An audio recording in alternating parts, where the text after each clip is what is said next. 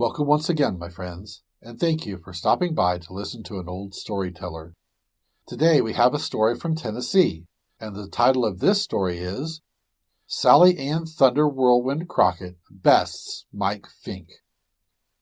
Davy Crockett done married the prettiest, the sassiest, the toughest gal in the West, don't you know? Her name was Sally Ann Thunder Ann Whirlwind, and she was all that and then some. She was tougher than a grumpy she-bear and faster than a wildcat with his tail on fire and sweeter than honey, so that even hornets would let her use their nest for a Sunday go-to-meeting hat. Naturally, Davy Crockett was proud of his wife and liked to boast about her skills. Yes, sir, she can wrestle an alligator when it gets down on its knees and begs for mercy, he told everyone. Well, Mike Fink, that tough old Mississippi roarer, snag lifter, and flatboat skulker, took a dislike to Davy Crockett's boasting about his wife, maybe on account of his wife were half so tough. And he tried 7 ways to Sunday to scare her good and proper. Course, Sally Ann Thunder Ann Whirlwind Crockett didn't pay any attention to his antics, and Davy Crockett bow laughed till he busted to see Mike Fink trying to pull a fast one on her. Finally, Mike Fink bet Davy Crockett a dozen wildcats that he could scare Miss Crockett until her teeth came loose and her toenails went out of joint. Davy Crockett figured this was an easy win, so he took the bet. Well, Mike Fink took the skin of a mighty big alligator and wrapped it around himself. Then he crept into the bushes and waited until Sally Ann Thunder Ann Whirlwind Crockett came strolling by for her evening walk. Mike Fink leapt out of the bushes and started a growling and a howling and a roaring so loud he about scared himself out of his wits.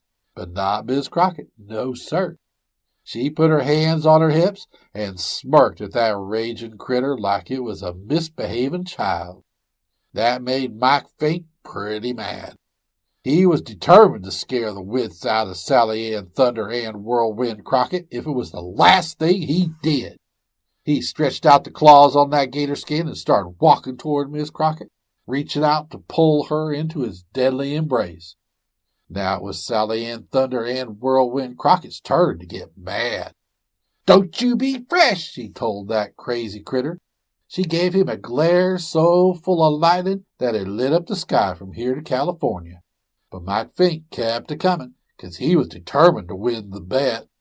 Sally Ann Thunder Ann Whirlwind Crockett took a small toothpick that she carried with her to keep her smile all clean and pretty after she ate. She just lit out with that toothpick and knocked the head right off the alligator's skin. It whirled up and away about 50 feet into the air, and it took all the hair on top of Mike Fink's head right along with it. Now Mike Fink was left standing in front of Miss Crockett with a half-bald head and the remains of an alligator skin clutched around him. Sally Ann Thunder Ann Whirlwind Crockett was not amused when she realized the famous Mississippi roarer was trying to scare the dickens out of her. She put away the toothpick, since she figured it gave her an unfair advantage, and proceeded to knock the stuffing out of Mike Fink until he fainted away in his alligator skin. Dusting off her hands, she glared down at his still form and said, "Good riddance," and marched off to tell her husband the story. Davy Crockett laughed so hard he nearly split a gusset. When folks asked Mike Fink how he got so busted up the next day, he told them he'd been chewed up and swallowed whole by an alligator. But he didn't fool Davy Crockett none with this story, so he had to give him a dozen wildcats to pay off his bet.